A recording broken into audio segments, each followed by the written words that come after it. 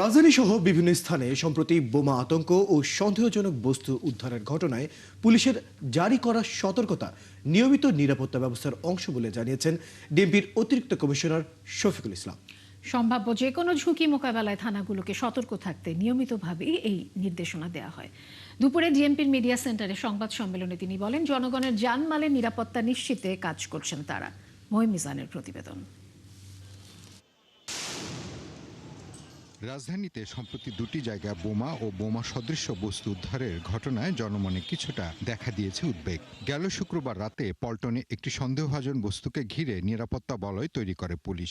পরদিন সকালে ফার্মগেট ও মিরপুর মেট্রো স্টেশনে পড়ে থাকা দুটি বস্তা নিয়ে ছড়িয়ে পড়ে বোমাতঙ্ক। এর মধ্যে পুলিশ সদর দপ্তর থেকে দেশের সব ইউনিট ও থানা পুলিশকে পাঠানো একটি সতর্ক বার্তা সামনে আসে, যাতে সম্ভাব্য উগ্রবাদী হামলা বা নাশকতা আশঙ্কা জানিয়ে গুরুত্বপূর্ণ স্থাপনা, বেসরকারি সরকারি প্রতিষ্ঠান, কূটনৈতিক এলাকা, জনসমাগম স্থল ও যানবাহনের নিরাপত্তা জোরদারের নির্দেশনা দেওয়া হয়। কেউ যদি তার মতাদর্শ চাপাই দিতে চায় বা কোনো ধরনের সন্ত্রাসী কার্যক্রম করে, সেক্ষেত্রে আমরা সাথে সাথেই ব্যবস্থা নেই। পুলিশ সদর দপ্তর থেকে সবসময় অপারেশনাল কাজে নিয়মিত কিছু নির্দেশনা দেওয়া হয়। এই নির্দেশনাটা ওইরকম একটা নির্দেশনারই অংশ।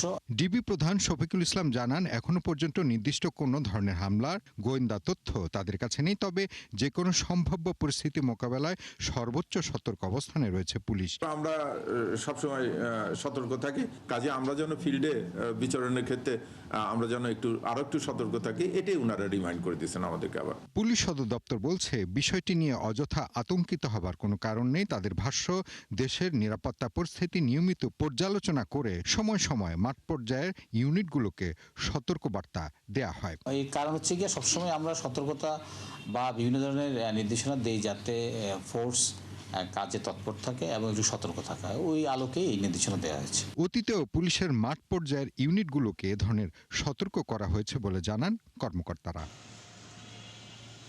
মহিম মিজান, একাত্তর, ঢাকা।